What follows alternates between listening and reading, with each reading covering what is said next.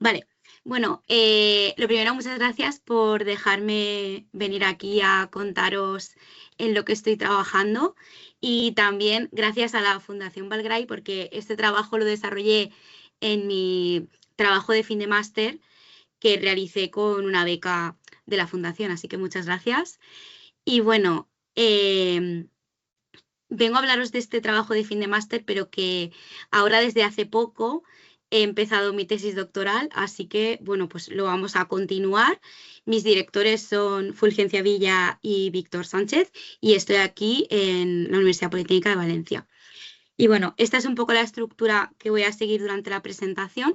Voy a empezar contando por qué nace este trabajo, simplemente introducir ligeramente un poquito de teoría para que, por si no sois familiares con lo que es la estadística espacial, luego contar un poco más en profundidad el problema y luego voy a pasar a hablar de las dos metodologías o perspectivas que nosotros aplicamos y ya finalmente terminaré con las conclusiones del futuro del trabajo.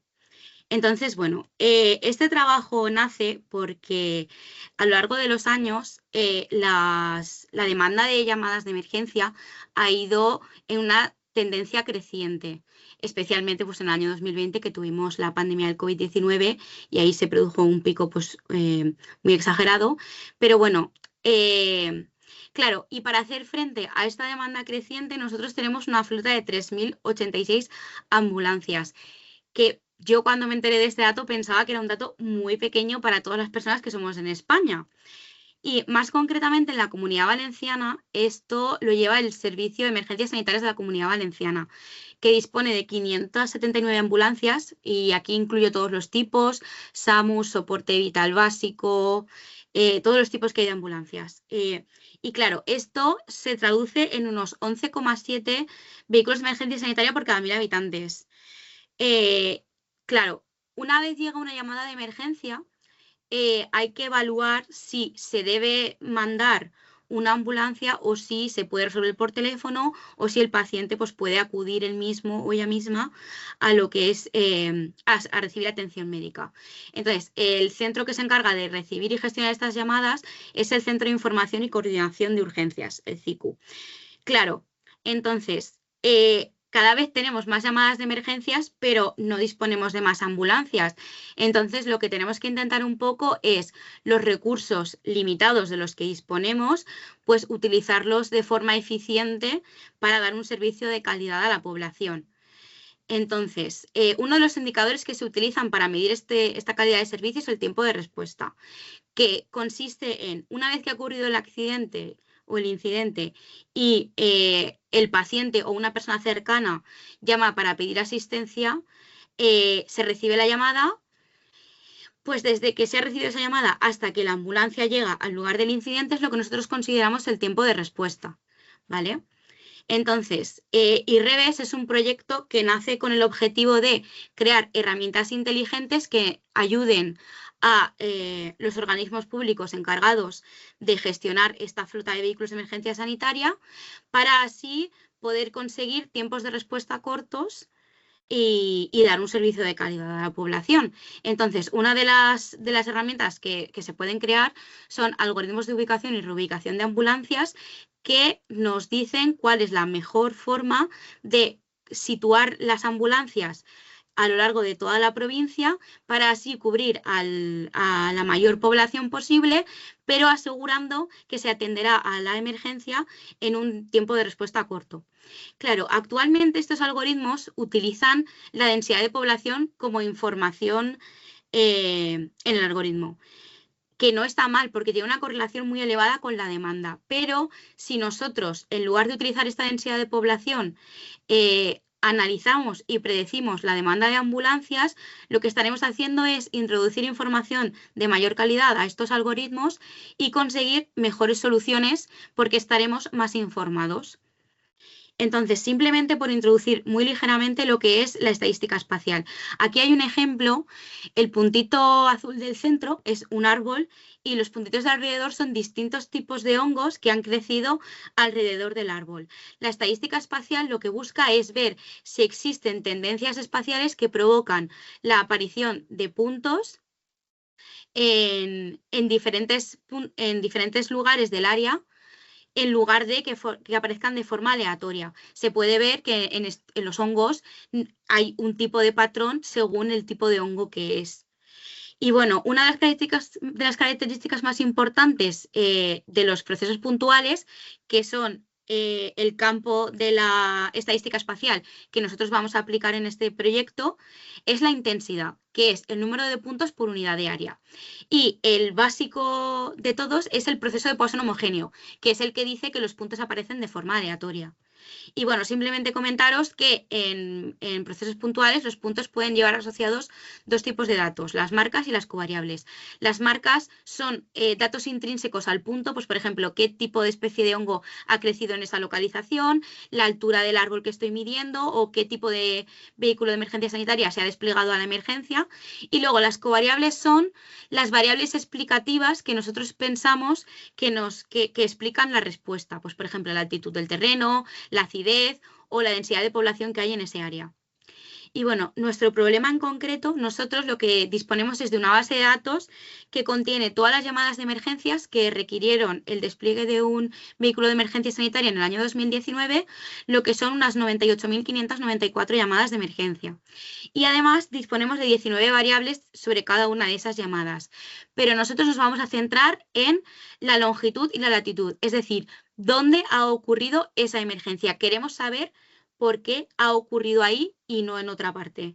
Y bueno, aquí podéis ver representadas todas las llamadas y inicialmente parece que están cerca de la ciudad de Valencia y de la costa. Pero esto lo veremos más en profundidad ahora en un momento. Y bueno, yo aquí quería poner, estas son las guías que hemos utilizado en el desarrollo del trabajo, por si alguien tenía interés en empezar con procesos puntuales. Todo el trabajo ha sido desarrollado en R. Y bueno, simplemente mencionar que la primera guía, pues los métodos ya no están disponibles, pero que aún así tiene muchísima teoría que está muy bien para familiarizarse con el problema. Y luego la propuesta 2 y la propuesta 3 son en metodología frecuentista y bayesiana, ¿vale? Por si alguien quiere empezar y no sabe por dónde, pues aquí yo os recomiendo esto, que es lo que nosotros hemos utilizado. Y bueno, desde la perspectiva frecuentista, esto es un esquema del proceso que nosotros hemos seguido, que voy a ir bloque por bloque. Y bueno, en primer lugar, lo que se debe de hacer es comprobar que se cumplen las suposiciones iniciales del problema. Entonces, a nosotros lo que nos pasó fue que había puntos que compartían coordenadas, es decir, habían emergencias que ocurrían en el mismo sitio y eso no se puede tener en procesos puntuales. Entonces, hay dos alternativas. La primera es eliminar los puntos que se repiten y la otra es alterar ligeramente las coordenadas introduciendo un pequeño ruido. Nosotros, al eliminar las coordenadas que estaban repetidas, pues perdíamos como el 50% de nuestros datos. Entonces decidimos alterar las coordenadas para así poder seguir manteniendo la base de datos entera. Una vez que ya hemos arreglado eso, ya podemos pasar al análisis de características, que son tres: la intensidad, la correlación y el espaciado. Pero antes de eso, como yo os he comentado antes, la base de los procesos puntuales es el proceso de Poisson homogéneo, que también se llama la aleatoriedad espacial completa o complete spatial randomness en inglés. Este es un ejemplo que hemos simulado nosotros de aleatoriedad espacial completa, y es que básicamente los puntos pueden aparecer en cualquier lugar. No hay ningún patrón que esté provocando que un punto aparezca en un sitio concreto de la región. ¿Y por qué esta es la base? Pues bueno, porque tiene dos características muy importantes, que son la homogeneidad. Como ya he comentado, no hay ningún área que vaya a tener mayor probabilidad de que aparezca un punto, y la independencia, es decir, que aparezca un punto en algún lugar del área no afecta a la aparición de otros puntos. Y bueno, esto lo que va a hacer es que nuestra hipótesis nula sea que nuestra base de datos sigue un proceso de Poisson homogéneo, y la hipótesis alternativa es que no sigue este proceso de Poisson homogéneo. Entonces, empezando con la intensidad, ¿vale? Para poder, la intensidad, que es el número de puntos por unidad de área, lo que vamos a hacer es evaluarla haciendo un test por cuadrantes. Entonces, lo que hacemos es dividir la región en diferentes cuadrantes y contar cuántos puntos caen dentro de ese cuadrante. Y entonces, hacemos un test chi cuadrado para comprobar si esa diferencia es significativa o no. Podéis ver que tenemos un p-valor muy bajo, por lo que podemos rechazar la hipótesis nula, y efectivamente nuestra intensidad no es homogénea, hay un patrón subyacente que está provocando que los puntos aparezcan en ciertas regiones del mapa. Y bueno, simplemente mencionar que es importante seleccionar con cuidado los cuadrantes, porque si hay demasiados cuadrantes que tienen 5 puntos o menos, puede poner en peligro la potencia del test y hacer que los resultados obtenidos pues, no sean fiables. Vale. También con la intensidad lo que podemos hacer es utilizar un estimador kernel para así intentar identificar hotspots o puntos calientes que haya en el mapa. Entonces, aquí se puede ver claramente que es en la ciudad de Valencia donde se concentra la mayor intensidad de llamadas de emergencia y también en distintos lugares cercanos a la costa.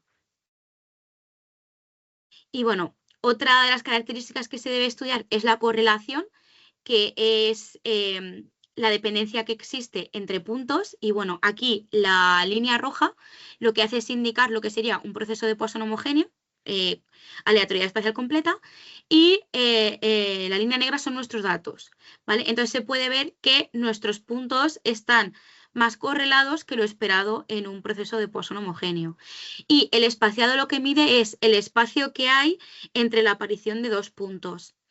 Y, de nuevo, la línea negra son nuestros datos. Podéis ver que el espacio entre dos puntos es mucho menor que el esperado en la aleatoriedad espacial completa. Lo que quiere decir que nuestros puntos están apareciendo más cerca de lo que esperaríamos si se fueran generados de forma aleatoria. Bueno, una vez que ya hemos demostrado que no tenemos un proceso de Poisson homogéneo, lo que nosotros pasamos a hacer fue proponer diferentes modelos y evaluarlos. Entonces, el primer modelo que propusimos es el basado en la distribución de Poisson homogénea, simplemente para poder comparar que nuestros modelos que proponíamos eran significativamente mejores que la aleatoriedad espacial completa. El primer modelo que contenía los efectos espaciales, el modelo 2 contenía la densidad de población y el modelo 3 que era la combinación de los modelos 1 y 2. Y bueno, nosotros utilizamos diferentes indicadores para evaluar estos modelos, el pseudo R2, el área bajo la curva y el criterio de información de Akaike, y obtuvimos que era el modelo 3 el que era el mejor. Pero para poder evaluar si realmente era este modelo 3 significativamente mejor a los otros, lo que hicimos fue realizar test ANOVA. Y efectivamente obtuvimos que el modelo 3 era significativamente mejor a los demás. Claro, una vez que ya teníamos el modelo, tenemos que pasar a lo que es la fase de validación, porque si el modelo no es válido, aunque sea el mejor, no lo podemos utilizar para obtener predicciones. ¿Qué pasa? Que cuando nosotros hicimos la validación, yo aquí estoy mostrando el gráfico QQ, para que esto estuviera bien, los puntos deberían caer todos sobre la línea negra, o la mayoría. Claramente esto no ocurre, por lo que nuestro modelo no se ajusta bien a los datos y no podemos utilizarlo para realizar predicciones, no es bueno.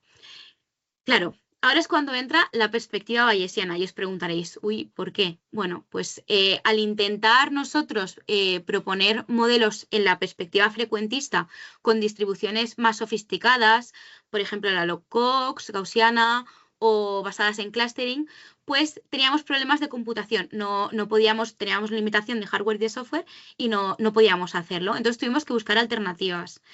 Y la alternativa que más nos gustó fue utilizar la inferencia bayesiana.